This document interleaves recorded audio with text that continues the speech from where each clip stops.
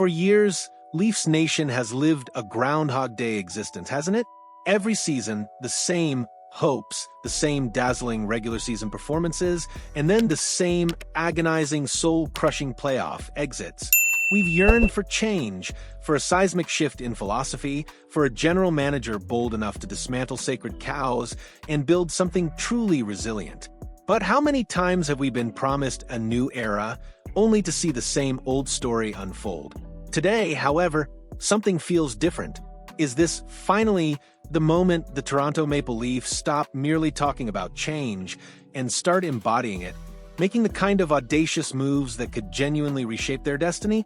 The calendar now reads September 2025, and the city of Toronto breathes hockey with the intensity of a metropolis bracing for another pivotal season. The echoes of past disappointments still linger, but a new narrative is beginning to take shape, one forged in the fires of two potentially transformative trades. One involves a calculated gamble on a player with immense, yet recently dimmed offensive potential. The other, a pursuit of a dynamic defenseman that could finally plug the gaping hole in Toronto's blue line. These aren't just transactions. They are declarations of intent, signaling a new era where Brad Treliving isn't just tweaking the edges, but fundamentally challenging the very identity of the Maple Leafs. The post-Marner puzzle. Betting on bounce back with Matias Maccelli, the shadow of Mitch Marner still hovers over every bar conversation, every sports radio debate, and every analyst breakdown in Toronto. His departure to the Vegas Golden Knights wasn't just a sports transaction, it was a cultural earthquake for a franchise that had seen him carry the torch of offensive creativity for nearly a decade. How do you replace a player who, despite the perennial playoff criticisms, averaged over 90 points per 82 games across 9 years? The simple answer, as general manager Brad Treliving seemingly understood, is you don't. Instead, you recreate his production in parts, spread throughout the roster, a philosophy echoing Billy Beane's Moneyball approach. And one of those crucial parts now answers to the name Matias Maccelli. The news, just confirmed, is that Toronto has finalized a trade with the Utah Mammoth for Maxelli. The price? A conditional third-round pick in the 2027 draft, which becomes a second-rounder if Maxelli hits 51 points.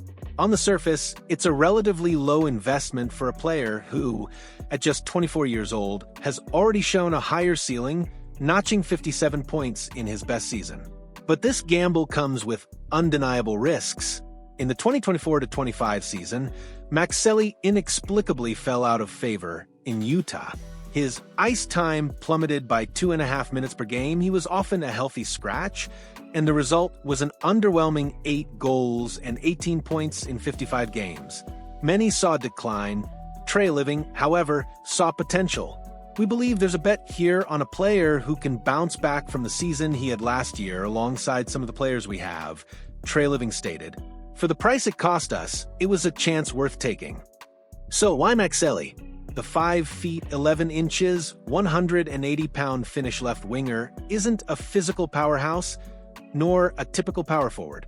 His game is built on vision and passing precision. In his first full season, 2022-23, he led all NHL rookies with 38 assists. His pass completion rate into the slot was an elite 51.5%, placing him among the top 40 passers in the league, alongside names like Artemi Panarin and Patrick Kane. Between 2022 and 2024, nearly 36% of his assists originated from passes that reached the slot, the most dangerous area on the ice. Crucially, 25 of Lawson Krause's 47 goals in Utah came from Maxelli passes, 19 of them primary assists. This demonstrates his uncanny ability to elevate even limited finishers. Yet, the other side of the coin is stark. In 2024-25, his slot pass completion rate plummeted to 41.7%, dropping him to 170th out of 266 forwards with relevant passing volume. His aggressiveness waned, his plays resulted in fewer one-timers, and his confidence seemed to erode. The question now is, what changes in Toronto? Here, the scenario is radically different. Maxelli never had the chance to share the ice with talents like Austin Matthews, William Nylander, or even the rapidly ascending Matthew Knies.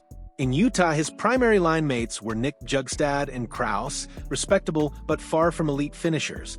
In Toronto, the potential is electrifying. Imagine Maxelli alongside Matthews and Knies. Passes that once died wasted could now be transformed into highlight reel goals. Picture him receiving the puck on the left boards, drawing defenders, spotting a microscopic hole, and connecting with Matthews in the inner slot for a goal that sends the crowd into a frenzy. What used to be potential stats can now become immediate, game-changing impact. New head coach Craig Berube will face crucial decisions. He could slot Maxelli onto the top line with Matthews and Knies, forming a trio of youth scoring instinct and pure creativity. Knies, it's worth noting, scored 23 goals from the inner slot last season, behind only Jake Gensel and Braden Point. Imagine those numbers with more refined passing. The alternative would be placing Maxelli on the second line with John Tavares and Nylander. Here, Tavares remains a reliable center in offensive cycles, and Nylander is coming off his best goal-scoring season.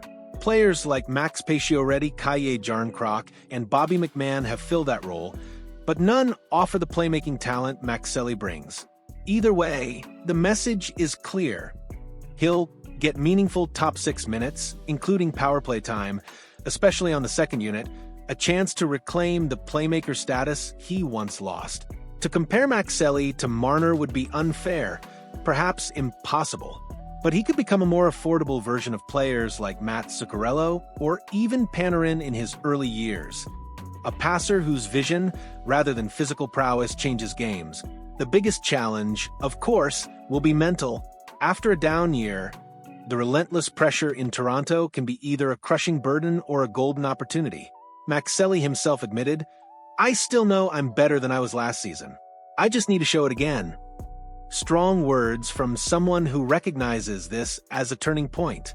The impact of this gamble for the Leafs is multifaceted. First, the cost benefit. A conditional third-round pick is a minimal price for a sub-25 player with a 50-plus point track record. If he fails, the loss is negligible. If he succeeds, it could be one of the biggest steals of the Treliving era. Second, roster construction. Toronto isn't seeking one player to replace Marner. They're building a puzzle with multiple pieces. Knies stepping up, Nylander solidified as a star, Matthews in his prime, and now Maxelli as a creative link. Third, a cultural message. By bringing in a young player in decline and trusting him with a key role, the Leafs are showing belief in reinvention, a stark contrast to the old script of overspending on established veterans. This isn't just a story of numbers, it's about second chances, the immense pressure of wearing blue and white in Toronto, and the idea that sometimes to replace a star, you have to bet on someone who never truly had the chance to shine. Maxelli isn't the savior, but he could be the missing piece to turn good intentions into real production. The long-sought answer. Bowen Byram and the Blue Line Revolution. As the summer of 2025 draws to a close, Toronto hockey fans have been left with that familiar, bitter feeling of endless waiting. Months spent following rumors, forums, insiders, and reports promising big moves in the trade market. Yet, in practice, nothing happened. Conversations cooled, names faded, and Leafs fans grew accustomed to disappointment. But then, a spark ignites the debate once more. The name of Bowen Byram, a talented defenseman from the Buffalo Sabres, is again at the center of speculation. A young player with a rare ability to move the puck and generate offense from the back end. Precisely what the Toronto Maple Leafs have been desperately searching for in their blue line for years. Bowen Byram, 24, is not just another NHL defenseman. Drafted 4th overall in 2019 by the Colorado Avalanche, he entered the league surrounded by immense expectations. Fast, confident with the puck, and aggressive in offensive transition, he has always been seen as someone capable of redefining how defense is played. In Denver, he shone in key moments, including the 2022 Stanley Cup run, where he contributed solid minutes when it mattered most. However, injuries and inconsistency have undeniably held back his rise as a full-fledged star. In 2024, Byram was traded to the Buffalo Sabres in a move meant to inject new energy into the franchise's young project alongside Rasmus Dahlin, with the vision of forming one of the most talented defensive pairings in the league. Now, just months after signing a 2-year, $12.5 million extension, questions arise. Is Byram, despite still playing at a high level, a short-term fit in Buffalo's long-term plans? Analyst Caleb Kearney of Heavy Sports recently suggested a scenario that has sent ripples through the hockey world. The Maple Leafs receive Bowen Byram, while the Sabres receive Brandon Carlo, Nick Robertson, and Kaye Jarnkrok. Kearney argues this would be a balanced trade for Toronto. Byram's arrival would mean acquiring the exact type of defenseman the team has been missing for so long, someone capable of carrying the puck, breaking lines with vertical passes, and turning defense into offense in a single, fluid play. For Buffalo, the departure would be offset by Brandon Carlo, a steady, 27-year-old defenseman with a stable contract and a more physical profile, who could immediately pair with Dahlin. On top of that, Nick Robertson and Jarnkrok would add offensive depth, especially for a team still seeking stability in its forward lines. But does this truly make sense for the Leafs? General Manager Brad Treliving has made it clear his top priority is shaking up the blue line. Toronto's defense remains the team's Achilles heel, especially when it comes to playoff hockey. The absence of an elite offensive defenseman limits transition and places too much pressure on forwards like Matthews and Nylander, who often receive the puck in less favorable situations. Byram would solve exactly that. He brings mobility, vision, and youth. It's no coincidence that insiders like James Myrtle and David Pagnotta have already mentioned Toronto's interest in adding this type of player. Pagnotta even pointed out that despite his new contract, Byram's situation in Buffalo isn't entirely stable. Let's break down the tactical impact. With Byram on the roster, head coach Craig Berube would have intriguing options. He could pair him with Morgan Rielly, transforming the first offensive unit into a rare dual threat in the NHL. Imagine two blue liners capable of carrying the puck and consistently joining the attack. This would open up space for Matthews, Knies, and Nylander to receive the puck deeper in the zone with more room to finish. Another option would be to pair Byram with Timothy Liljegren or Simon Benoit, balancing mobility with security. That way, Rielly would remain the anchor on the top pair, but Toronto would gain real depth on the second unit. And on the power play, the possibilities are even more exciting.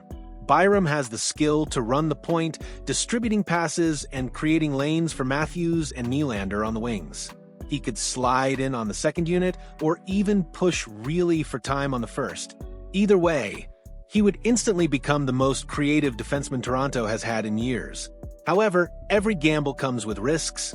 Byram's injury history is concerning. Between concussions and other issues, he has already missed over 100 games since his NHL debut, requiring constant monitoring. On top of that, Buffalo won't be eager to part with such a young talent without a significant return. Carlo, Robertson, and Jarnkrok are valuable, but perhaps still not enough to sway the Sabres. From a contract perspective, Byram would carry a $6.25 million cap hit until 2027. Reasonable for his talent, but one that would still require careful management within Toronto's cap structure, already strained by its stars' contracts. From Buffalo's point of view, the Sabres face a dilemma. Rasmus Dahlin is the face of the franchise, and Owen Power is emerging as another cornerstone on defense. Does that make Byram a luxury? Perhaps. At the same time, Carlo would bring immediate defensive stability, and Robertson still has upside to become a productive winger. Jarnkrok offers versatility in the bottom six, capable of playing both center and wing. Still, moving on from Byram so soon after investing in him might feel like regression. Buffalo's fanbase would likely not take kindly to trading away such a promising young piece for players who, while useful, don't carry the same potential impact. For Leafs Nation, long frustrated by defensive shortcomings in the playoffs, Byram's arrival would feel like a breath of fresh air. A bold, risky move, but one that signals ambition. Treliving would be sending a clear message. It's time to invest in youth and dynamism even if it costs offensive depth. The new era. Calculated gambles, uncharted territory. The Toronto Maple Leafs don't have Mitch Marner and they won't. But they might have something different, something potentially more dangerous. A multifaceted attack, less dependent on one player, more dangerous in its variations. Maxelli isn't the savior, but he could be the missing piece to turn good intentions into real production. Similarly, the pursuit of Bowen Byram is a clear indication that the organization understands its defensive shortcomings are not merely cosmetic. They are foundational, and addressing them requires bold, decisive action. The season ahead will be a referendum on Brad Treliving's vision. Did he spot a hidden gem in Maxelli, or just make a calculated gamble that doesn't pay off? Will Buffalo be swayed by the proposed package for Byram, or will Treliving need to pivot to alternatives like Mikhail Sergachev? One thing is certain, Toronto's eyes will be on these potential new faces, and the blue line simply cannot remain as it is. This isn't just about two potential trades. It's about a shift in mindset, a willingness to embrace risk, and a desperate hunger to break free from the shackles of past failures. In hockey, as in life, sometimes all it takes is one perfect pass, one game-changing defensive play, to alter the course of everything. The fate of the Maple Leafs may well be decided in the coming months, and who knows, when the puck drops for the 2025-26 season, these players could be wearing blue and white, ready to reshape the very identity of the Toronto Maple Leafs. What are your thoughts, Leafs Nation? Are these the bold moves we've been waiting for, or are they just more gambles in a long line of them? Do you believe Maxelli can rediscover his elite playmaking touch in Toronto? And is Bowen Byram the defensive cornerstone we desperately need, even with his injury history?